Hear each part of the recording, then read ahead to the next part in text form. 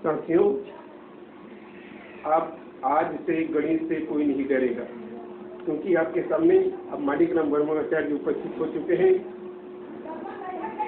आज हम आपके लिए विषय लेकर आए हैं गुणा और भाग की मिश्रित गणना। आप लोगों का मांग था कि सर गुणा और भाग भी साथ हो जाए, तो हम कैसे उसको हल करेंगे कम समय में। देखिए, इसी विषय को लेकर हम आपके सामने उपस्थित हुए हैं। गुणा और भाग को हम एक साथ एक ही पंक्ति में बहुत कम समय में कैसे हल करते हैं, ये हम आपको बताने जा रहे हैं। वीडियो को ध्यानपूर्वक देखिएगा, वीडियो को पूरा देखिएगा, अच्छे समझिएगा। जैसे मैं इसमें प्रश्न ले लेता हूँ 472 गुणित 473 और बटे 475। इस प्रकार से आपके पास प्रश्न है।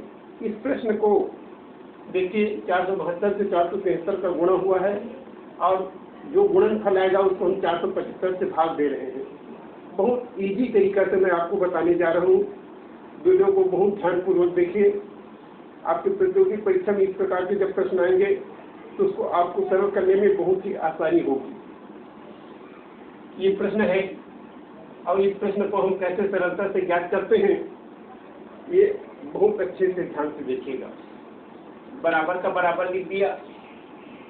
यहाँ जो हर है 475, तो 475 हर में रहेगा ही। 475 मेरे हर में लिख दिया, जो हर में है वो हर में रहेगा ही। दूसरी बात हम ये ध्यान देंगे कि 475 से एक संख्या कितनी कम है या कितनी अधिक है। यहाँ देख रहे हैं हम प्रश्न में 475 से अंश वाली जो संख्या है वो छोटी है। देख लेते हैं कितनी छोटी है। 475 में 472 3 कम है और 473 जो है 2 कम है। 3 और 2 को हम जोड़ते हैं तो 5 होता है। कितना होता है? 5 होता है। तो ये 5 को हम इसमें से घटा देंगे 475 से, तो हमारे पास कितना बच जाएगा? 470। कितना बच गया? 470। और जितना कम है उसका गुणा कर दिए। यहाँ कितना कम है? 3 कम है। यहाँ से कितना कम है? 2 कम है। 3 और 2 को हम जोड़ देते हैं और जोड़कर हम गुणा कर देते हैं और गुणा करके हम यहाँ लिख देते हैं 3 दूनी 6। ये हमारा उत्तर हो गया। साथियों, ये वीडियो को आप देख रहे हैं, कितनी सरलता से इसको बनाया गया है। ध्यानपूर्वक समझिएगा और एक ही पंक्ति में कैसे उत्तर हम याद करते हैं, इस वीडियो के माध्यम से हम सेकंड प्रश्न और बताने जा रहे हैं।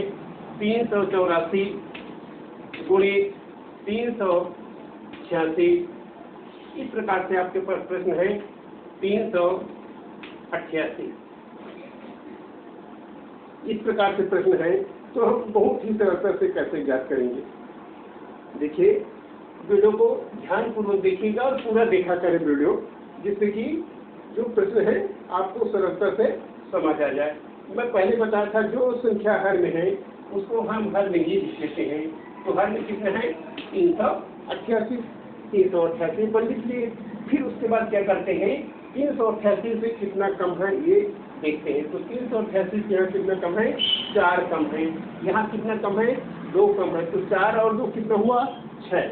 इसमें 388 से 6 को कम कर देंगे तो हमारे पास बचेगा 382 बचा। उसके बाद हम जितना कम है उसका गुणा करेंगे। यहाँ 4 कम है, यहाँ 2 कम है। 4 दूनी कितना हो जाएगा? 8। इस प्रकार से इसका उत्तर प्राप्त हमको हो जाता है। साथियों, एक और प्रश्न देख लेते हैं। 265 गुणित 267 बटे 269। इस प्रकार से अगर प्रश्न है आपके पास, तो भी हम इसको बहुत सरलता से, सहजता पूर्वक, बहुत कम समय में एक ही पंक्ति में कैसे ज्ञात करते हैं, इस वीडियो के माध्यम से आपको बताने जा रहे हैं। आज से कोई नहीं डरेगा। 269 है तो हम यहाँ 269 लिख लेते हैं। हर में कितने लिखे? 269। उसके बाद ये हर पे कितना कम है अंक वो देखते चलते हैं। तो 269 में से 4 कम है, यहाँ कितना कम है 2, तो 4 और 2 कितना हुआ 6।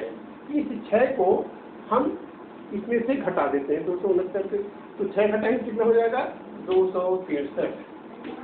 कितना हो जाएगा 263।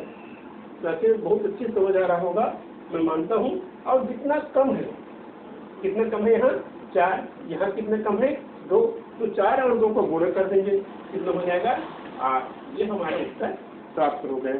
साथियों, अब ये वीडियो कहीं आपको समझ आया है, अच्छा लगा है, तो YouTube पर जाकर मालिक राम वर्मा चैनल को सब्सक्राइब कीजिएगा, वीडियो लाइक कीजिएगा, और जितना हो सके उतना आपके पास जितना भी ग्रुप है उसमें शेयर कीजिएगा। गणित कोई कठिन विषय नहीं है। गणित को भय के भूत के रूप में आपके मानसिकता में बिठा दिया गया है। ये गणित सबसे सरल विषय है। देखिए हमारा गणित कितना सहज और सरल तरीका से बढ़ रहा है।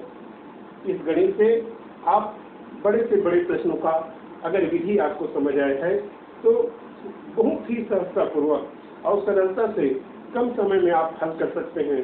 साथियों, पुनः आप लोगों में बोलना चाहूँगा, ये वीडियो अगर समझ आ गया है, वीडियो कहीं अच्छा लगा है, तो YouTube पर मालिक राम वर्मा चैनल को सब्सक्राइब करना ना भूलें, वीडियो शेयर करना ना भूलें, और वीडियो को लाइक तो बनता ही है। फिर मिलते हैं उसी प्रकार से नेक्स्ट वीडियो में।